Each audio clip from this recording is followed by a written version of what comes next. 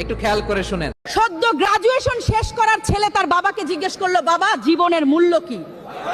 আর বাবা জীবনের মূল্য বোঝানোর জন্য ছোট্ট একটা পাথর দিয়ে বলল, যাও কোনো এক দোকানে গিয়ে জিজ্ঞেস কর পাথরের মূল্য কি। ছেলে নিয়ে গেল সবজির দোকানে, মূল্য বলল 2 ব্যাগ সবজি। ছেলে এসে বাবাকে, বাবা জীবনের মূল্য 2 ব্যাগ সবজি। বাবা বলল না, এবার তুমি ওই যে রুমালটা আছে, পাথরটা রুমালে মোড়ে কোন একটা বড় দোকানে যাও। ছেলের রীতিমতো তাই করলো এবং বড় একটা দোকানে গেল। দোকানদার সেটাকে ভালোভাবে দেখে শুনে বলল, এই পাথরের বিনিময়ে তুমি সর্বোচ্চ 2 বস্তা চাউল পাবে। ছেলে এসে বাবাকে বলল, বাবা জীবনের মূল্য শুধুই কি 2 বস্তা চাউল? এবার বাবা বলল, আমাদের মকমল যে কাপড়টা আছে সেই কাপড়ে পাথরটা মোড়ে ভালো একটা বড় দোকানে যাও। এবার ছেলে বুদ্ধি করে, একটা জুয়েলার্সের দোকানে ঢুকলো। জুয়েলার সেটাকে দেখে শুনে বলল, এটা তো অমূল্য পাথর, তুমি চাইলে পাথরের বিনিময়ে আমার পুরো দোকানটা নিয়ে নিতে পারো। গল্পের ছলে হলেও এটাই সত্য।